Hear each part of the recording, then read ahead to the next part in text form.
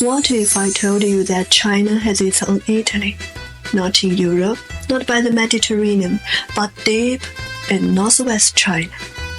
It's called Gansu. And Chinese internet jokes that Gansu is basically China's Italy. First, the map. People looked at the shape of Italy, then looked at Gansu, and collectively decided, yep, same thing. Then Italy has pasta. Gansu has Lanzhou hand-pulled noodles. Both regions take noodles so seriously that outsiders can feel slightly intimidated. Then both cuisines rely heavily on tomato and onion, which means that, at least culinary speaking, pizza and Lanzhou kitchens are not complete strangers. Then there's a horse connection. Italy has Ferrari. Ferrari's log is a running horse. Gansu has one of China's most famous ancient cultural symbols, the flying horse of Gansu, also a running horse.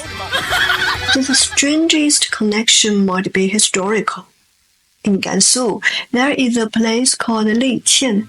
For years, some people even believe descendants of Roman soldiers once settled here. Historians still debate the story. But the legend is famous enough that Chinese internet couldn't resist adding it to the Italy Gansu evidence list.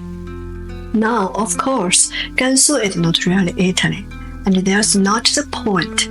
What makes this joke interesting is how Chinese people understand distant places through familiar local ones.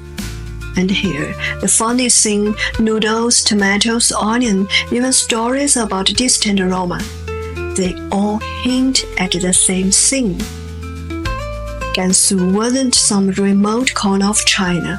For centuries, it was one of the great crossroads, the Silk Road.